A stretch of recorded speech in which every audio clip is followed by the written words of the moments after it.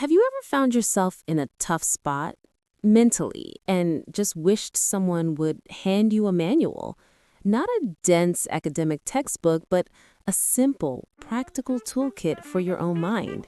A guide that answers the question, why has nobody told me this before?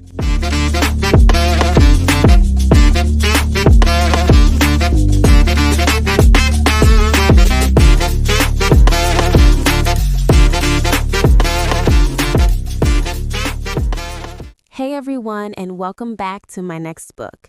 If you're new here, this channel is for book lovers, and I am so glad you've stopped by. And to all my existing subscribers, it's great to see you again. Today, we're diving into a book that honestly feels like a public service, a book I genuinely believe should be on everyone's shelf. The book is Why Has Nobody Told Me This Before by Dr. Julie Smith. And let me tell you, Dr. Smith is not your typical author. She's the clinical psychologist with over 10 years of experience, who also happens to be a massive sensation on TikTok. And that's a pretty unique combination, right? She built this incredible following by sharing bite-sized, accessible, and genuinely helpful insights from the therapy room. This book is the full course meal. At its core, Why Has Nobody Told Me This Before is a practical toolkit for understanding and managing your mental health. It takes the proven, evidence-based tools that a psychologist would use in therapy and presents them in a way that anyone can understand and apply to their own life. Now, you might be thinking, oh, a self-help book? Is this for me? And the answer is a resounding yes. Dr. Smith makes it incredibly clear from the very beginning. This isn't a book just for people in crisis. It's for everyone. She draws this brilliant parallel to physical health. You see, we don't wait until we're incredibly sick to think about eating well or exercising, right? We do those things to build strength and resilience. And she argues we need to start treating our mental health the exact same way. The book is cleverly divided into 8 sections, covering everything from dealing with low mood and anxiety to navigating grief, building motivation, and finding meaning in your life. Each chapter is short, focused, and designed to be a tool you can pick up exactly when you need it. It's not a story you read from cover to cover, though you certainly can. It's more like a first aid kit for your mind. Feeling overwhelmed by stress? There's a section for that. Struggling with self-doubt? Flip to that chapter. It's designed for real-world use, and that's one of the things I absolutely love about it. So if you've ever wanted to understand the why behind your feelings, and more importantly, the what next, then stick around. All right, let's get into the deep dive. And what I want to focus on isn't just a summary of the chapters, but the core game-changing ideas that run through this entire book. First up is the central theme of demystifying mental health. Dr. Smith strips away the jargon and the stigma. One of the first things she does is explain how feelings are actually created. And this is where it gets really interesting. She explains that emotions aren't just random things that happen to us. They are constructed. Your brain is constantly taking in clues from your body, like your heart rate, or if you're dehydrated, from your environment, like a loud noise, and from your thoughts. It pieces all this information together and makes a best guess about what it all means. And that guess often shows up as an emotion. This is huge because what it means is that our mood isn't fixed. It's not just a brain malfunction. By changing some of the ingredients, like our actions, our physical state, or where we place our focus, we can actually influence the outcome. It puts the power back in your hands. It's not about blaming yourself for feeling bad, but empowering you to know there are small, concrete things you can do to feel better. And that leads directly to the second major theme. Action precedes motivation. How many times have we waited to feel like doing something? I'll go to the gym when I have more energy, or I'll tackle that project when I feel motivated. Dr. Smith turns this idea on its head. She argues, based on well-established therapy principles, that motivation is a byproduct of action, not the other way around. You don't wait for the feeling to show up. You have to create it.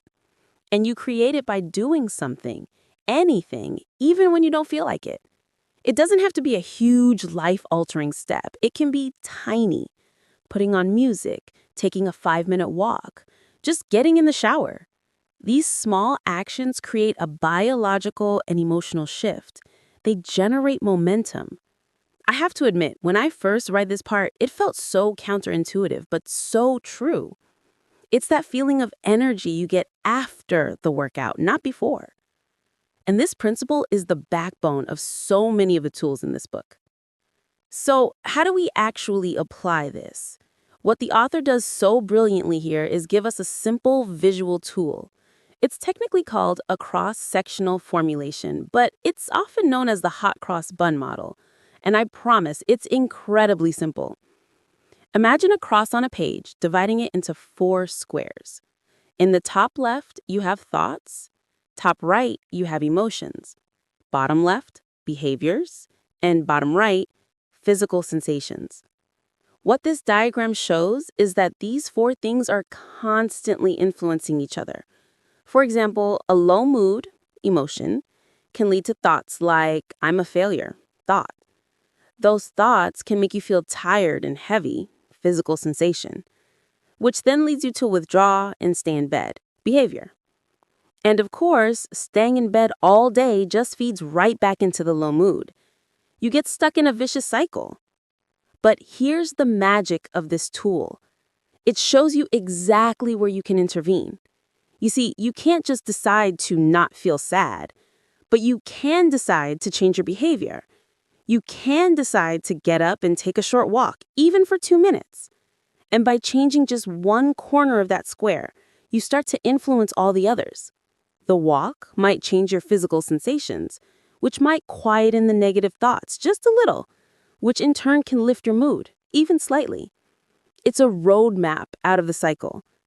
This one simple diagram is probably one of the most powerful and practical tools in the entire book. Finally, let's talk about the author's craft. Dr. Julie Smith's style is the secret sauce that makes this book work. It's clear, compassionate, and completely non-judgmental. There's no complex psychological jargon, no talking down to the reader. It feels like you're sitting in a room with a very wise, kind, and practical friend. Her background on TikTok is so evident in the structure. Each chapter is short, punchy, and focused on one specific concept or tool. You can read a whole chapter in 5 minutes and come away with something you can use immediately. This isn't a book that asks you to psychoanalyze your entire childhood before you can start to feel better. It's about the here and now. It's about giving you tools for today.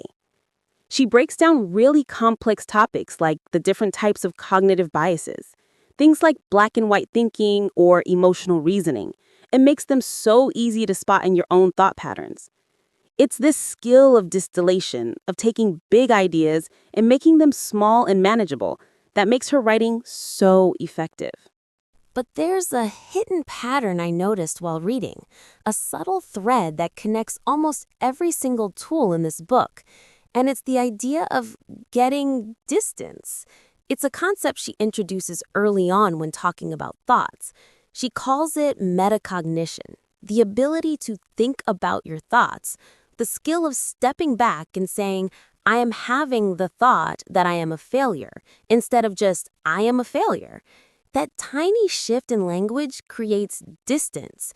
It turns the thought from an undeniable fact into just an event happening in your mind. But then I started seeing it everywhere. When she discusses bouncing back from failure, the advice is to step back and see the mistake as a specific behavior, not as a reflection of your entire identity. That's distance. The hot cross bun model itself is a tool for creating distance. It takes a messy, overwhelming feeling and lays it out on a page so you can see the component parts from a bird's eye view. Even when she talks about difficult emotions like anxiety or grief, the goal isn't to crush them or ignore them.